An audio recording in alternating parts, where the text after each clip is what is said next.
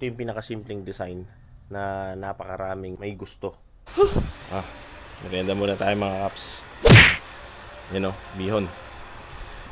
Nagbabawas na kami nung mga panel doors. Ayan, kung okay ba yung Jimmy Lina. Simpleng tip lang naman yun mga kaps.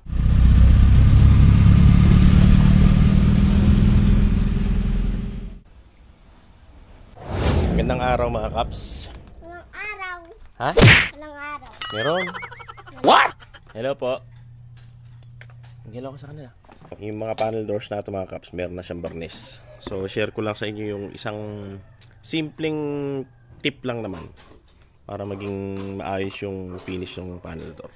Pero bago po ang lahat ay shoutout muna kay Madam Ems Concepcion from Dubai. Taga rito sila sa Bacod Bayan, Cabanatuan City, Nueva Ecija. 4 na panel doors yung i-deliver natin ngayon mga kaps. Ano ba yung sinasabi kong tip? So ito, two-tone to siya mga kaps. Bali, natural lang yung pinaka-liston na to. Tapos yung mga pagitan niya, hindi na siya kinulayan. So meron tayong separate video na ginawa para dito sa pagbabarnis nito. 4 yan. Ayan o. Gloss finish. Simpleng tip lang naman yun mga kaps. So ito, yung kasi mas magandang magbarnis mga kaps ng panel door pagka nakahiga. Iwas hulas, tsaka mas maganda yung latag ng barnis. Yan o.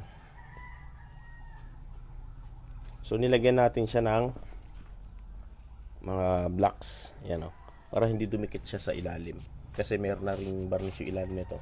So kahit na medyo sariwa pa ng konti, pag biniling natin, hindi siya sasayad dun sa ilalim. Kaya okay lang siya na nakapahiga.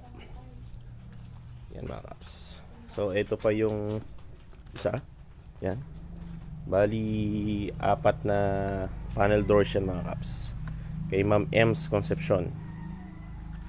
Yan. So may mga nagtatanong mga kaps, bakit ba hindi natin kinukulayan yung gilid? Ang pagkukulay kasi mga kaps ng gilid ng panel door, yan, pagkatapos nating mailapat, kinukulayan natin yan. Kasi pagka kinulayan mo na yan ng hindi pa na ilalapat, katulad ngayon, halimbawa kinulayan na natin yan, piplinerin pa rin kasi yan eh. Mabawasan, ilalapat na maayos. So sayang lang din yung kulay o yung barnis. Kaya pag nailapat yan, tsaka natin siya kukulayan. So ngayon mga kaps, yung design nato, yung pahalang o yung Yowa or Elizabeth kung tawagin nila. Ito yung pinakasimpleng design na napakaraming may gusto. Tsaka po pwede mo siyang gawa ng napakaraming variation. Pwedeng plain lang siya na ganyan, tapos wala siyang liston, plain din ng kulay, pwedeng two-tone siya, pwedeng gawing black ito. Marami tayong po pwedeng gawin para magkaroon ng ibang design. Pero same lang din siya na pahalang. Katulad nitong isang client namin, shoutout po kay Sir Cortesano. Ayan, ito yung ginagawa nating isa pang panel door.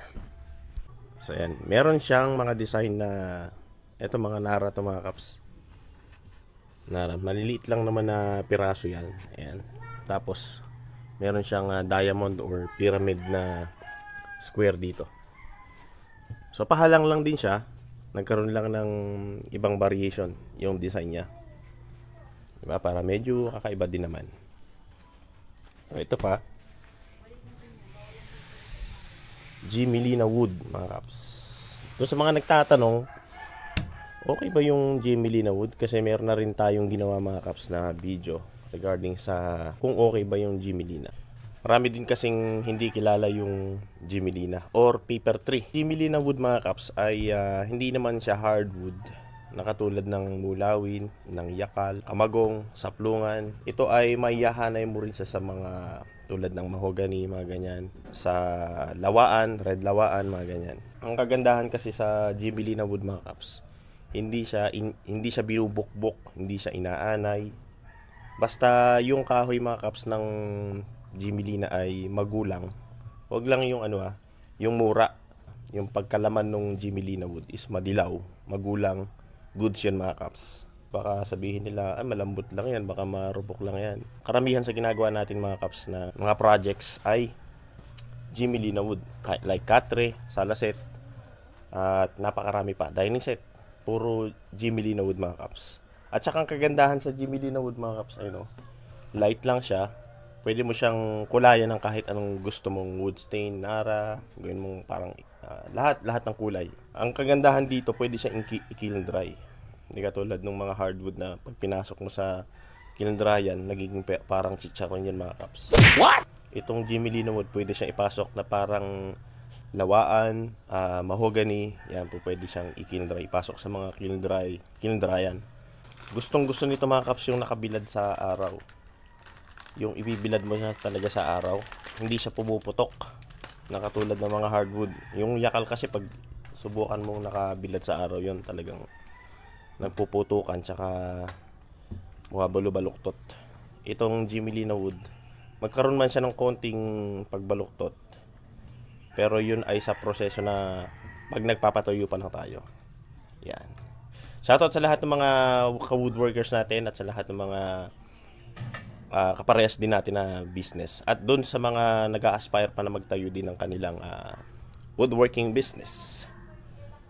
Hindi ko lang kasi masyadong maharap pa mga kaps. Pero magkakasa tayo ng video regarding dun sa woodworking tutorials sa lahat ng mga gustong matuto ng pag-woodworking, sa cabinet making, sa lahat, sa paggawa ng mga simpleng DIY projects na talagang mapapakinabangan natin, hindi lang sa bahay, sa trabaho, at dun sa mga nag-a-aspire pa na magtayo ng ganitong klase ng negosyo.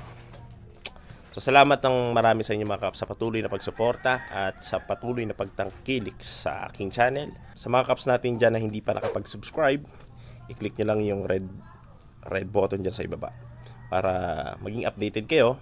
Click nyo rin yung notification bell para sa mga susunod pa nating mga uploads.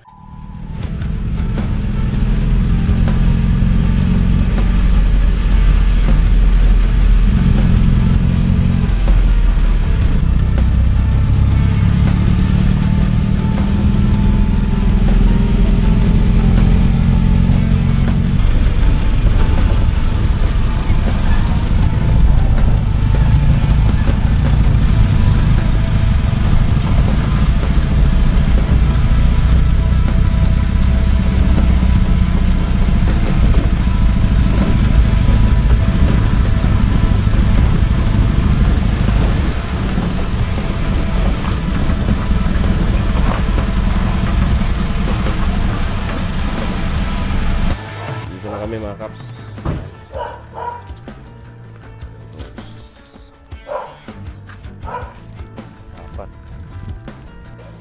apat.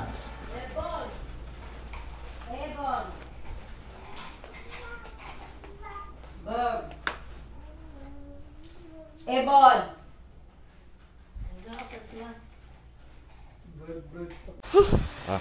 Merienda muna tayo mga kaps. Bihon. Nagbabawas na kami nung mga panel doors. Ayan. Shoutout kay Ma'am Ems Concepcion. Ito na po yung mga panel doors.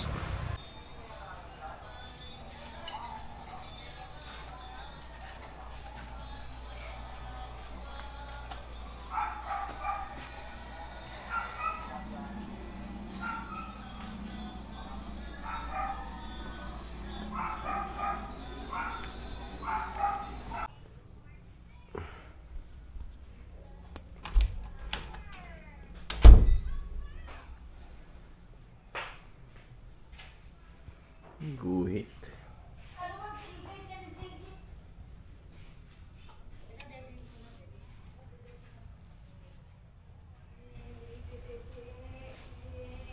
Wow!